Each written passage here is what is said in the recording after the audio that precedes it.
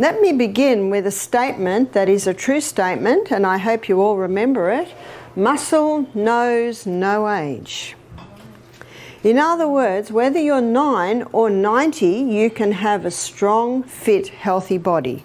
It's not a bad idea to Google 100-year-old athletes and just have a look at what they're doing, because no one here is actually 100. My offsider, Amelia, who worked with me for 5 years, she's a naturopath. She got married. She had a little app on her phone, just a photo of 2 women. Both of them were 80. One of them was overweight, hunched over with a walking stick, and the other one, she had like a sports bra crop top on and then jogging pants on, and you could count her abdominal muscles. She was, both of them were 80. Muscle knows no age. So whether you're 8 or 80, you can have a strong, fit body. And I believe that it's very important for us to prepare for our latter years. How many people don't do that? And their latter years, unfortunately, are spent in misery. We need to be preparing for our latter years, and one of the probably most effective ways to do that is to keep the body strong, fit. Of course, giving it lots of water and nourishing food, and we've looked at that. But what is the best form of exercise? A lot of people say to me, I don't exercise because I just don't have time. So I'm going to show you a form of exercise today that only takes 15 minutes a day. Are you interested? Yes. Oh, I'm very interested. We used to do half hour a day. And one of the reasons I started exercising, yes, I didn't actually officially exercise because I thought I'm always busy, I'm in the garden, I'm running here, running there. And this happened to me probably about 15 years ago now. I went to New Zealand, and the lady I stayed with said to me, I do a 5K walk every morning, would you like to join me? It's through the forest. I said, I would love to. I don't have to get the kids up, I don't have to put the washing on the line, I don't have to get the breakfast going, because I still had a few teenagers at home then. Well, after about 3 kilometres, I could hardly keep up with her. And she was twice my size, 10 years younger. The next day when I woke up, I could hardly move. I could hardly move. She said, are you coming, Barbara? And I said, yeah, sure. How can I not go? I'm the health teacher. I'm in their town giving health lectures. Anyway, I definitely couldn't keep up with her this morning. And every time she turned around, she said, you going? Yeah, fine. Oh dear, did it hurt. It hurt very much. She had a friend with her. I just lagged way behind. I learnt my lesson. From that time on, I've exercised every day. That's when I realised being busy all day is not enough. I acknowledge if you work as a gardener and you're hoeing into garden beds and lifting, certainly there are some jobs where you are exercising a lot. If you're a personal trainer, you don't have to take a special time every day. But even massage therapists, they still need to do that daily exercise. So what is this form of exercise? My husband and I started to do a half-hour walk every day. So how excited was I when I found, well, there's one that only takes 15 minutes. And let me tell you one other benefit I received when I began to implement an exercise program. My feet were always cold. I was always sitting in our little ensuite with my feet in the warm water, warming them up. Always cold. I started exercising, and guess what? I don't have cold feet anymore. I don't sit on the little ensuite with my feet in hot water anymore. Mind you, I go to great lengths to make sure I'm warm, absolutely. I used to leave home. Now, we were in Melbourne at the time. That's right down the bottom of Australia in the state of Victoria. And most of the time when I walked, it was pitch black outside. Because when I came home, I thought, how am I going to do this? Got to get the kids up, got to put the wash on, got to start the breakfast. So the only way I could do it was get up a little bit earlier. So I started to walk at 5:30 and it was pitch black outside. But what I found was once you start walking, your eyes soon adjust because it's a hassle taking a torch. I'd leave home and it was cold and dark. I'd have a scarf on, I'd have a hat on, I'd have gloves on. And when I'm coming back, this is after half an hour, well, the scarf's off, the hat's off, the gloves are being taken off. And I'd come into the house going, whoa, it's hot in here. No one else was thinking that. I have a friend, his name's Dr. Jonathan Gibbs, and he did a PhD on the effect of exercise in the cell. And he told me this. He said, when you do that in the morning, a network of capillaries is opened that equals the distance around planet Earth. Well, I can hardly get my mind around that one. So where are these capillaries? They're in your extremities. They're in your fingertips, they're in your brain, they're in your eyes. So it increases eyesight, it increases hearing, it increases every single body function. Leviticus 17:11 states that the life of the flesh is in the blood. It moves blood. So yes, how excited was I when I found only 15 minutes. Well, let's have a look at this. It's called high intensity interval training, or often called HIIT training. And the first documented evidence of the HIIT training was probably before the war. Some German trainers were training their athletes in it. The war came, a lot was lost, and then the next time it was documented was a Japanese trainer called Tabata. Now, in many gyms, they still have the Tabata protocol. And he was a trainer for his girls in the Olympic Games, and they were doing figure skating. And he discovered that if they did the HIIT training, they had an edge. So what did he do? So the high intensity, he got his girls to do that for about 20 seconds. The recovery was probably 60 seconds. And the cycle, meaning it's done for a cycle of, would be about 6. So that's 6 cycles of 20 seconds high intensity, 60 seconds recovery. He found when it came time for the Olympic Games, they had an edge. They had an edge on the other athletes, and isn't that what it's all about? Everyone that goes to the Olympic Games is the best that their country has. And sometimes they win by split seconds. So finding something that gave his girls an edge was very important. I read about the HIIT training. Probably the first book I read about it was Dr. Doug McGuff's book, Body by Science. And he's a doctor. I think he's a heart doctor. And he found out about this. So what he did was he did 30 seconds high intensity, 90 seconds recovery for a cycle of 6. And what I have found in my reading, that's probably a time that most people come at would be the very best. Most of the HIIT training experiments have been done on an exercise bike. So if someone's a little unsteady on their feet, their ankles, their knees, their hips not working well, the exercise bike, they're able to hold on, they can go as fast as they can, and then they do the recovery time. So what is the high intensity? It's running for your life. It's going for as hard and as fast as you can, whether that be swimming, whether that be running up hills. When I was in Mount Isa is near the top of Australia, right in the middle, and there's a lot of mining there.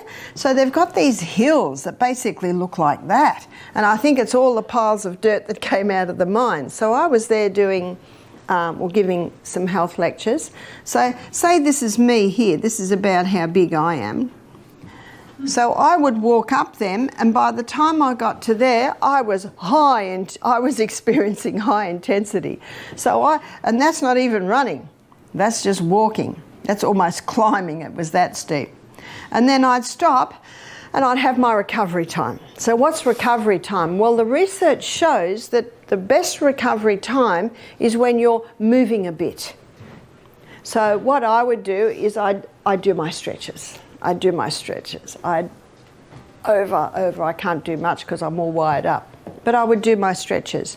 And because all my exercise is being done on my legs, I might do the 10 down and the 10 up and the 10 back. So the best recovery time is when you're doing it slowly. So Michael and I, we run up the hills because we're in the mountains, so there are hills and dips, and we run up the hill and then we walk down the hill. And then by the time we've walked down the hill, it's easily 90 seconds, maybe a bit more. We know we're ready to go again because our breathing. Your breathing and your heart's settle down. When you think you can go for it again, then you're ready for your next high intensity. And so what I would do on the hills, then I would do another. So I would get 2 high intensities up here. I'd walk along for a little while and then go down, and then I'd find another one. So when I'm presenting at Mount Isa, I say to the people, you don't even have to run here. All you have to do is walk up those hills. So it's whatever it takes to get your heart rate up and your breathing increased. When I started to do this, because reading the book, it's such an inspiration to read it. He says, when you start implementing this, we're not going to be able to hold you down because of what it's going to do for your body. So I couldn't wait to try it. Now, when I got to 22nd, I'm running up a hill. My body's actually saying to me, I think that'll do. I get to 25 seconds, my body says, this is getting ridiculous. I get to 30 seconds and if I don't count, I don't get that far because I'll listen to the body that says, yeah, that'll do. In the Framingham Heart Study, I've quoted this study a couple of times, 30,000 people, little town over many years. They found that by the age of 50, 40% or most people had lost 40% of their lung capacity. Why is that? Because people never do what you experience when you get to the end of your 30 seconds. Those lungs are just stretched wide open. Those little bronchioles right at the end are being forced to start working. High chest breathers can find that the bottom half of their lungs can almost go into dormancy. So no wonder by the age of 50, many have lost 40% of their lung capacity. The study showed that by the age of 80, most had lost 60% of their lung capacity. Remember oxygen, the most vital element needed for life? Well, and that's where we get it, through our lungs. Recovery. Your recovery time is your indicator of your fitness. Dr. Al Sears, in his book PACE, he's considered the exercise doctor. His book is a bestseller.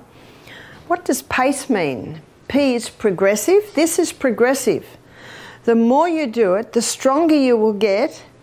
I don't know whether this has ever got easy. It's certainly easier than when I first started. But it's the recovery time shortens. So your recovery time is your fitness indicator. So PACE is, P is progressive. A is acceleration. You are accelerating. This is no gentle stroll. You're accelerating. So when Michael and I are running up the hill, we don't talk then. He's way ahead of me because his legs are about 4 inches longer than mine. I say to him, you must love running with me. It makes you feel like an Olympic runner. So you are accelerating. And C is cardiopulmonary. So cardio meaning the heart muscle. There's one way to strengthen the heart. There's no other way, and that is exercise. So exercise strengthens the heart. I'm going to give you a story to illustrate. My son Peter, about 10 years ago when he was 25, he was training for a triathlon. So he was running up and down the hills behind Brisbane. That's where he lived at the time. Now he's a tiler, and he was dismantling an old vanity unit that had a big chip off it, huge chip, and it was from about the 50s, you know, those old ceramic ones. He got it out and he didn't realise how slippery it was, and it fell and it hit his ankle. In fact, I think if he hadn't have had a bone there, it might have taken the whole foot off. And the blood hit the roof. And he called out to my son, James, my elder son. James. James said, I'm on the phone, mate. Pete said, I think you'd better come quickly.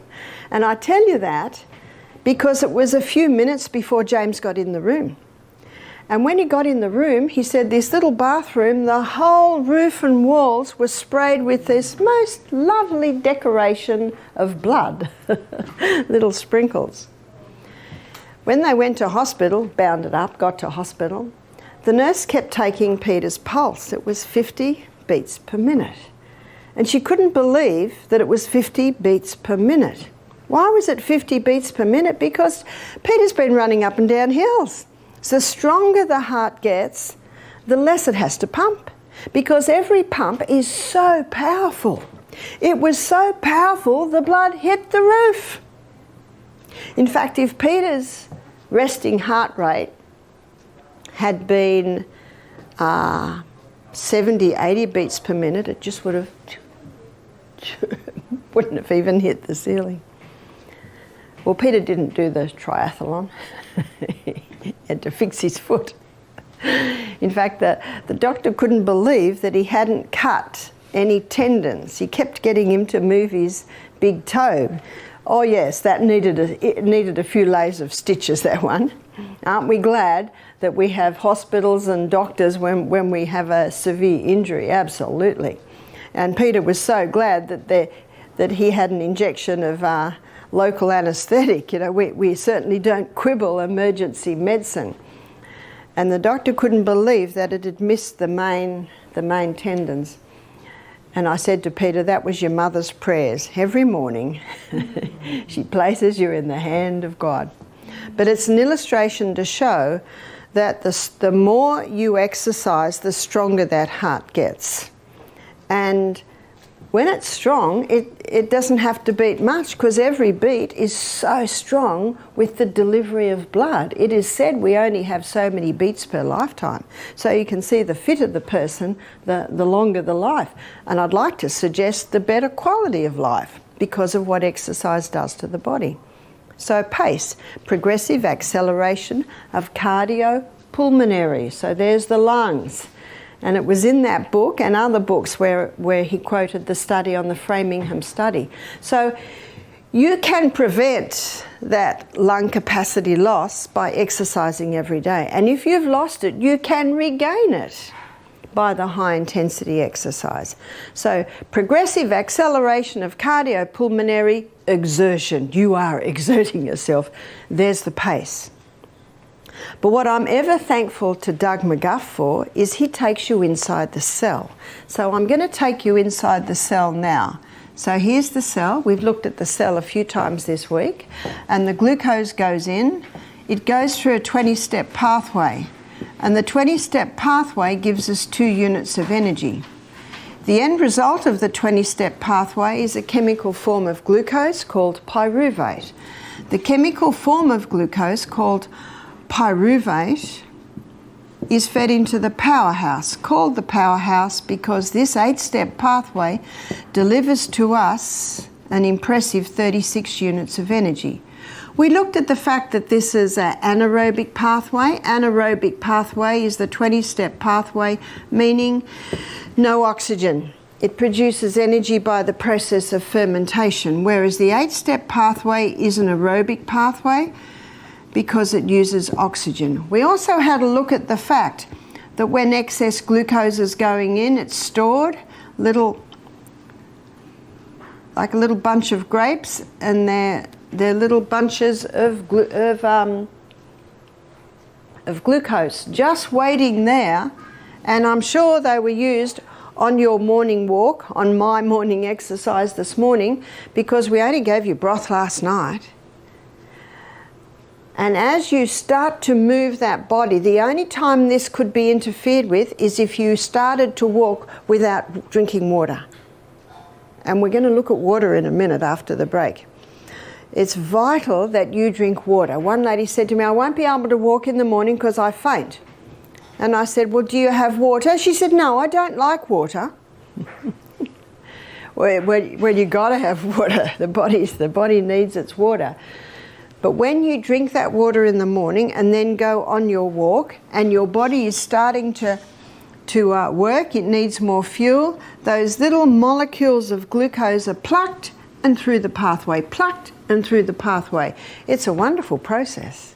We also looked at the fact that on a very high carbohydrate diet, the excess glucose, when the glycogen stores are full, is stored as fat. So I want to show you how this high intensity exercise program, I want to show you how it affects the cell and how it can actually reverse that whole process that we looked at earlier. So I need to tell you a few things as I give the illustration. So what I didn't tell you the other day is that this 8-step pathway is very slow. The 20-step pathway is very fast. And as we're sitting, standing here at the moment, they're feeding into each other quite nicely. But when you start running for your life, cycling for your life, rebounding for your life, swimming as fast as you can, both pathways speed up. The 20-step speeds up, the 8-step speeds up, but there's a rate-setting enzyme in there that will always keep this one faster and this one slower. So what happens now is more pyruvate is being made than can be fed into the 8-step.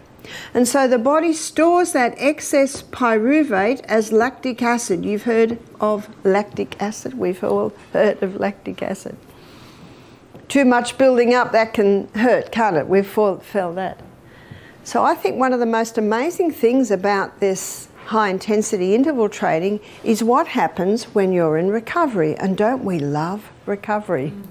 When you're in recovery time, getting your breath back, letting your body settle down a bit, the liver converts that lactic acid back to pyruvate and feeds it into the powerhouse, which means when you're in recovery time, your cells are burning just as much fuel as when you're running for your life.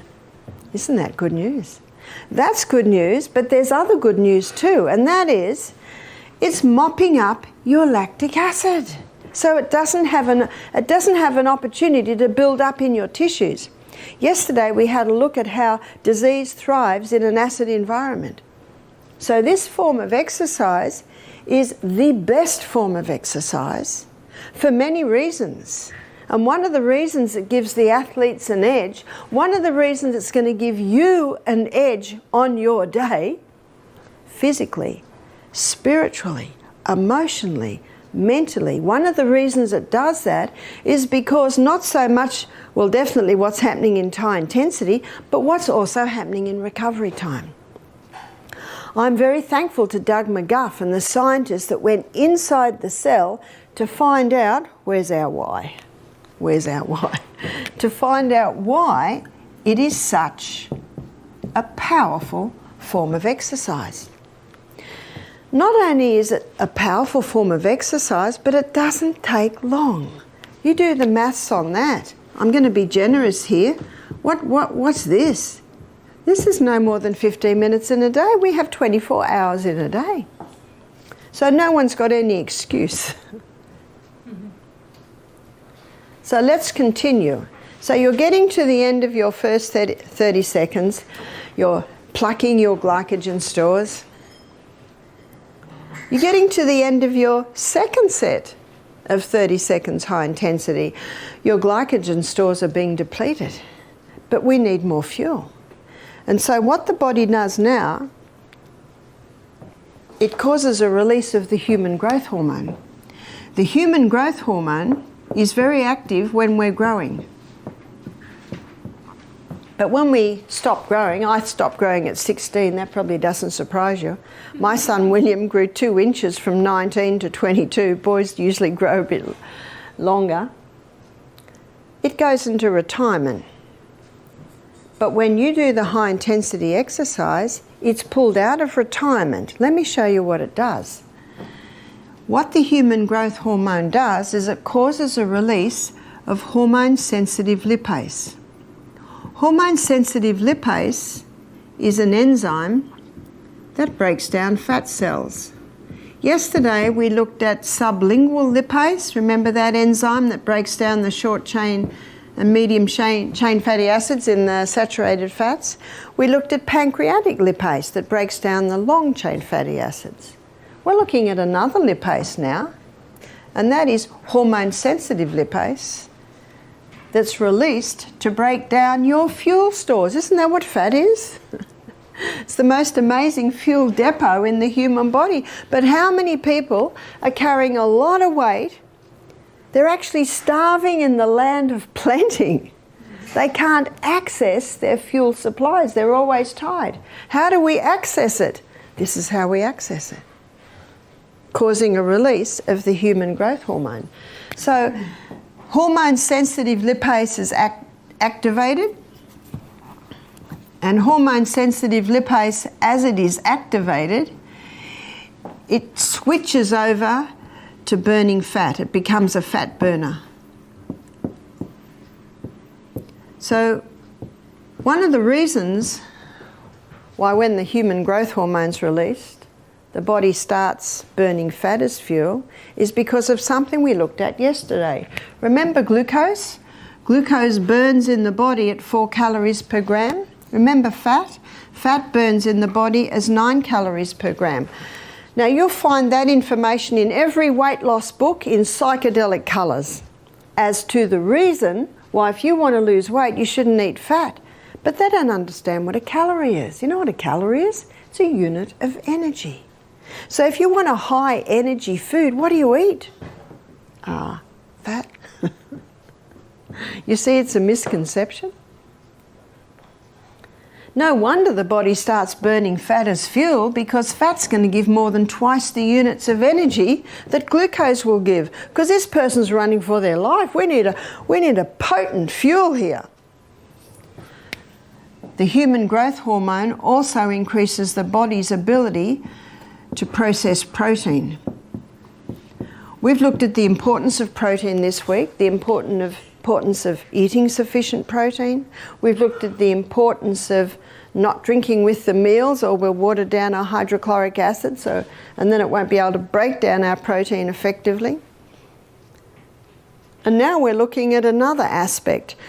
The high intensity interval training causes a release of the human growth hormone, which increases the body's ability to utilize protein. The human growth hormone also increases the circulation of the blood to the skin. Now the effect of this is it slows down aging. No wonder the movie stars pay $1,000 a week for this human growth hormone, because their profession is dependent on them looking good, and you can see this helps you look good. Well, I'm offering it to you cut price today.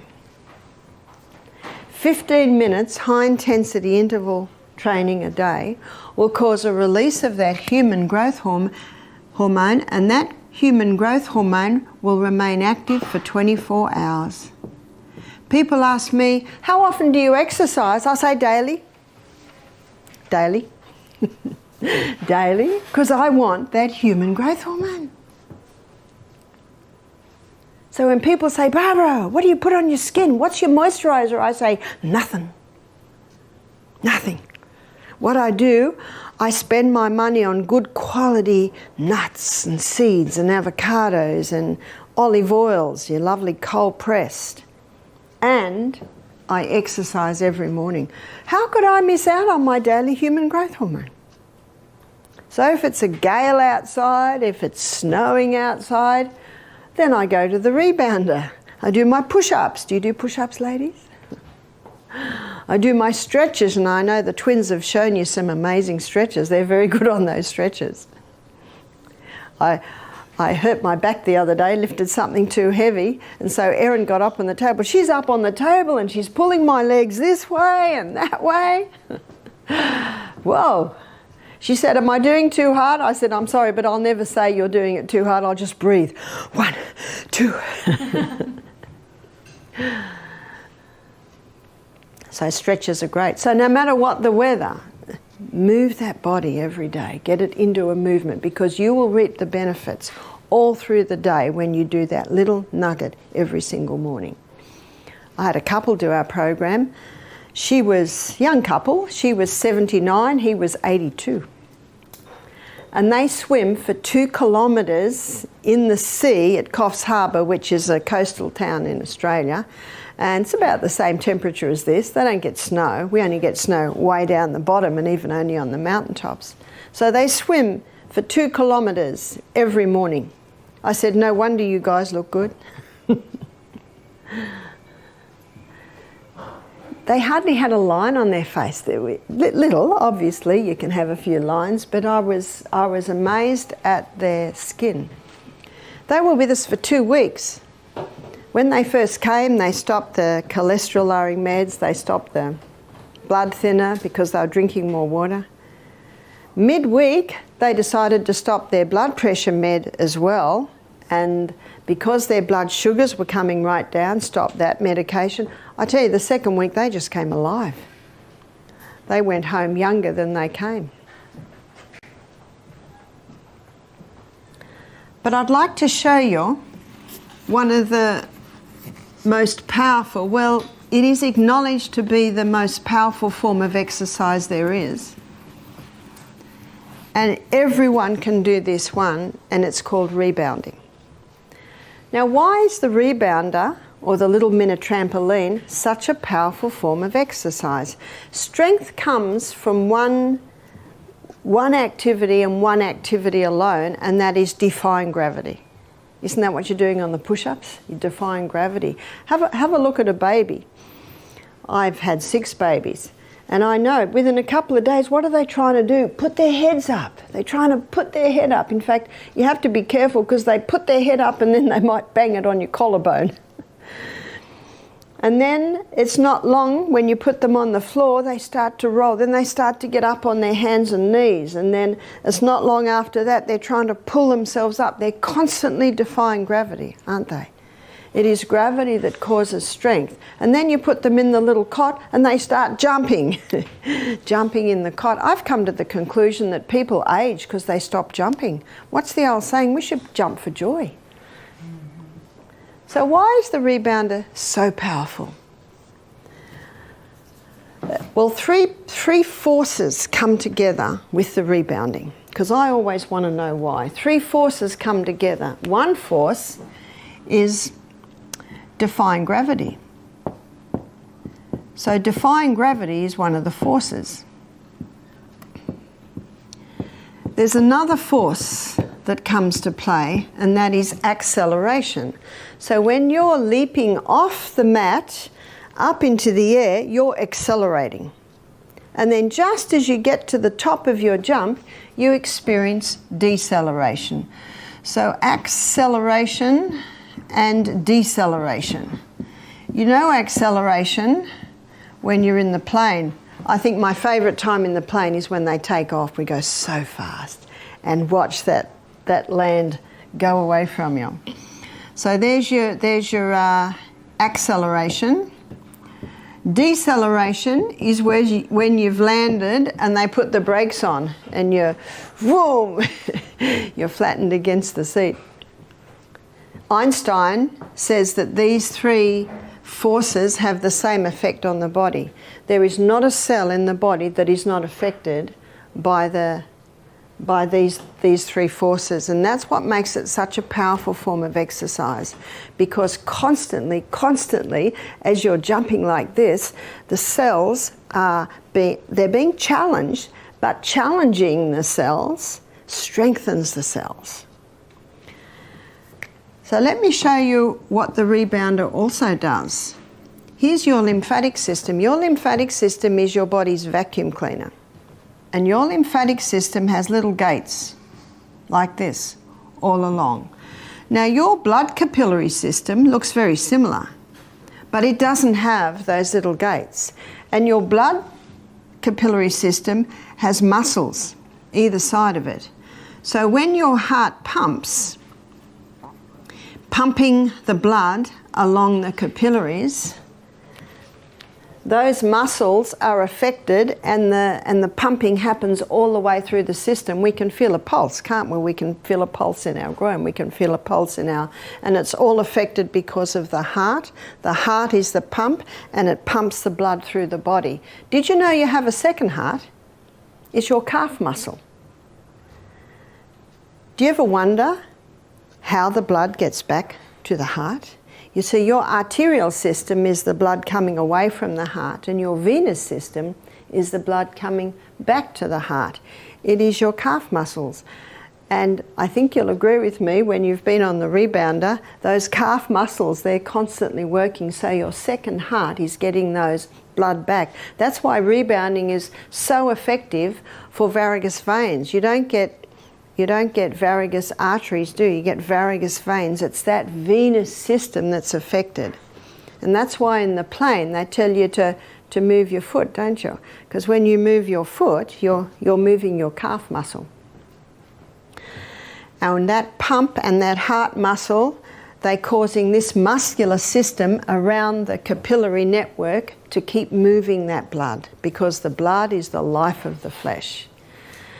But not so your lymphatic system. Your lymphatic system does not have a muscular system around it, and your lymphatic system doesn't have a pump. And your lymphatic system sweeps away waste from the tissues. Remember, it's the body's vacuum cleaner, and it dumps the waste into the lymph nodes in our neck, in our armpits, in our groin.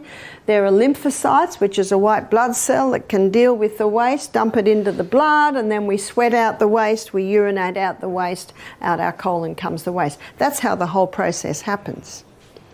When you wake up in the morning, these little gates are all closed, which means the waste can't get out. Just getting out of bed, moving your arms and legs opens them a little bit.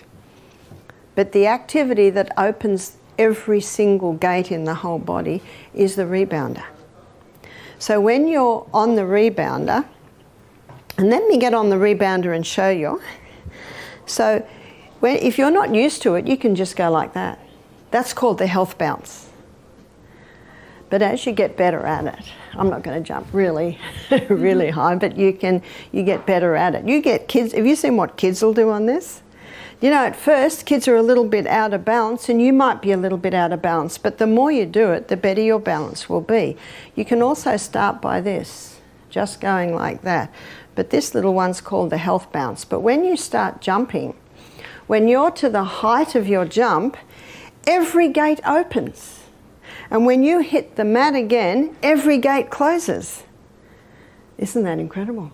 You only have to rebound for 1 minute in the morning to get that lymphatic system activated for the whole day. And once that lymphatic system is activated, every movement you make, just scratching your head, turning around, it's keeping the movement going. So this, again, is called the health bounce. If you can't do this, you're a little unstable, just find a post to hold on to, or you can get I think there's another rebounder downstairs that has a frame, and you can hold on to that frame. I like not to, because I don't want to become dependent on the frame, but if it's too hard for you, by all means, start with the frame.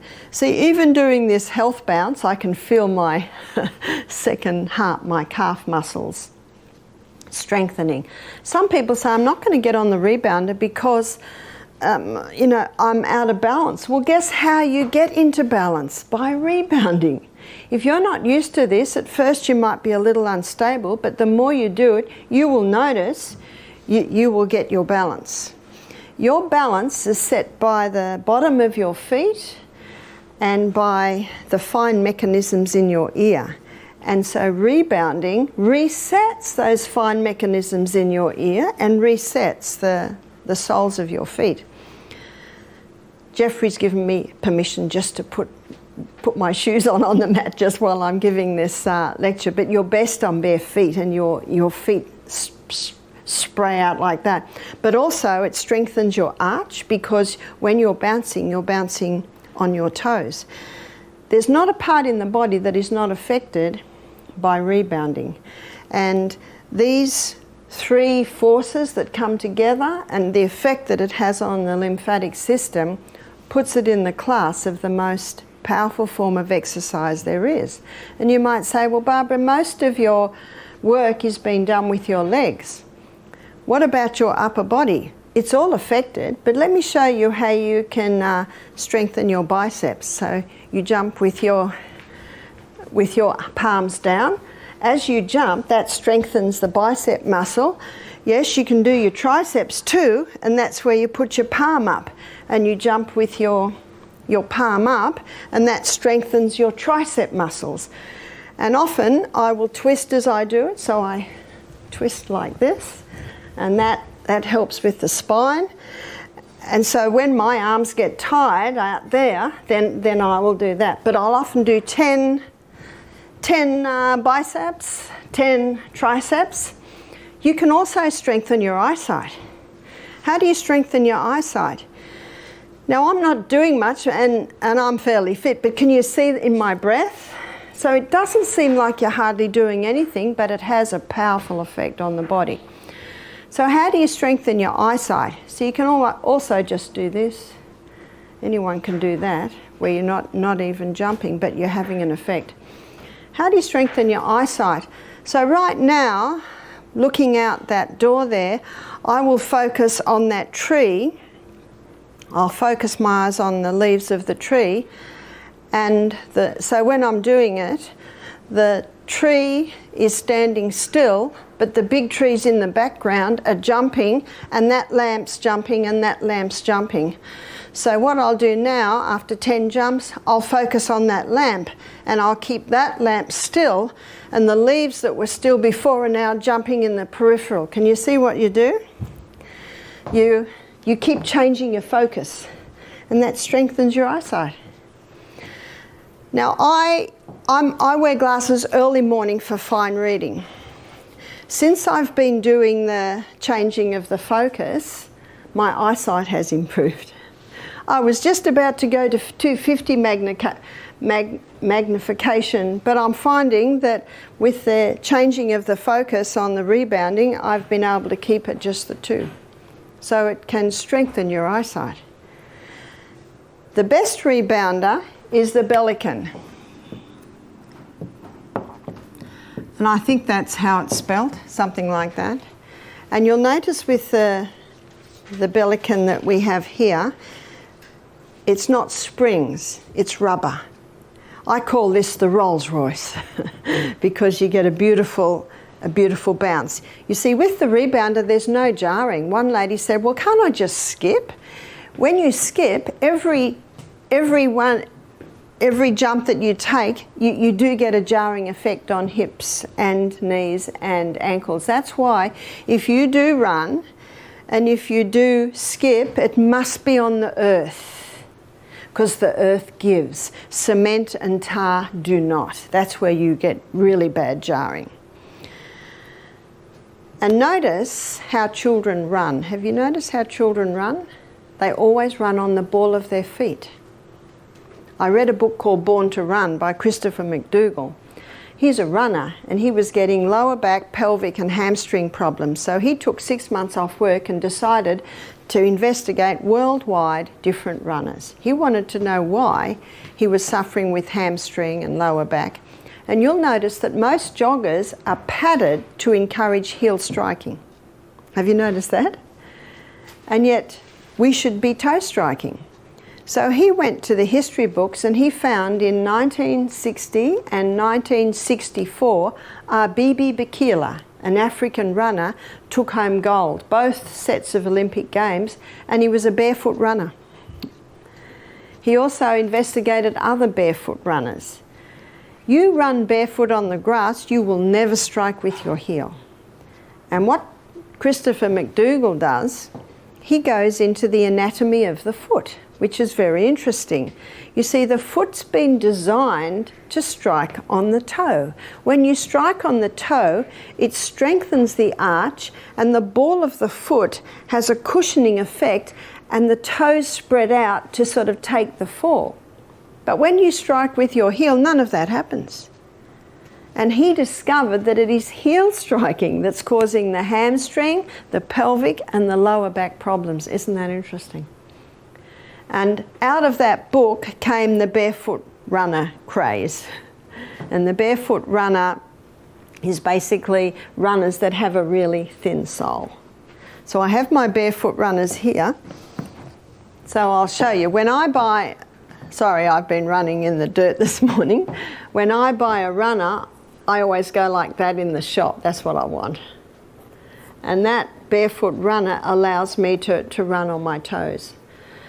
When I started to do the, sorry, bit of dirt from my shoes. When I started to do the barefoot running and got my, my thin sole, it's no fun if there are big rocks on the road. So I go for the smooth bits, and I also grass as much as possible. My muscles in my legs got really sore. And I thought, this is really strange. Why are my legs sore when I usually exercise every day? And that's when I realised when you toe strike, you use a totally different set of muscles to when you heel strike. Of course, those muscles adapted, and that's the amazing thing about the body, is its ability to adapt and adjust. We want it to adapt and adjust to the good things. Unfortunately, many have adjusted to the bad things. So if you do run, make sure it's toe striking. And your high intensity, it's actually whatever works for you. But the rebounding, again, is, I think every home should have one of the rebounders. You can put it on its side, and you can put it behind the lounge, and if the kids come, you know where all the kids will be is on the rebounding. If you go to Bellicon, their website, you'll see classes where they will show you in a lot more detail than I have. I've just basically touched on it. I just wanted to show you why it is such a powerful form of exercise. And you'll see a whole lot of different moves and things that you can do. But the current figures are saying that 3 minutes 3 times a day is enough. Now that's hardly anything. So how can you put it into there? You can certainly do your 30 seconds high intensity. You saw I didn't seem to hardly do anything, and yet I'm sure you could see that my breath was starting to be catched or caught. Jogging on the rebounder. So I'm just going to move over to the rebounder again and just give you a tiny little illustration of this. You can, now if you do that on the rebounder, jogging on the rebounder, well, you'll definitely get your high intensity. But just leaping high on the rebounder might take a little bit longer to get your heart rate and your breathing up, but you certainly will get that. Dr. Al Sears, in his book Pace, he gives a story of a lady who did 7 seconds high intensity, and she needs 15 minutes to recover. Whoa. Not many people are that unfit. You know what the good news is? That's why P means progressive. If she does that every day, she'll get to 8 seconds and then 12 minutes recovery. Can you see what will happen? That's why it's a good idea to note your recovery time, because as you get fitter, your recovery time will be less and less and less. And that can be of a great encouragement to you.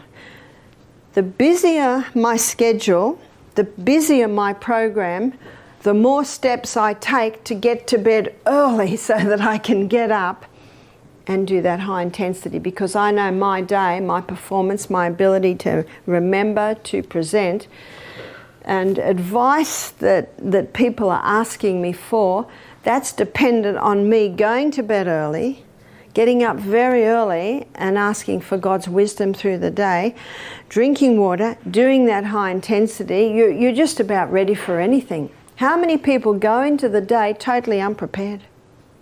No wonder the wheel falls off the wagon the first time a little bit of stress comes the way.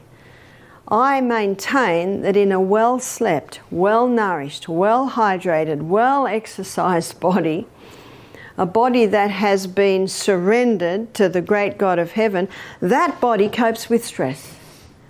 because it comes, doesn't it? It comes every day. But how many people are unprepared? And then the wheel falls off the wagon. And there's often a lot of mopping up to do with that. I know as a mother with so many children, it was imperative that I take those steps so that I was a calmer mother and I had wisdom for each child, because you do get challenged. Whether you're in the home or whether you're in the workforce, you do. So it's important to prepare for your day. So we have to prepare for tomorrow today. We prepare by having breakfast like a king, lunch like a queen, tea or supper you call it like a pauper. Then we can go to bed early, and then you can get up early and do what I just explained, what must be done to prepare for the day. Who would go to battle without any armour on? Is the day a battle? Well, I think we'll all agree that, challenges come through the day. So it's important to be prepared. We're going to have a break now, and after the break we're going to come back and look at the importance of salt and water.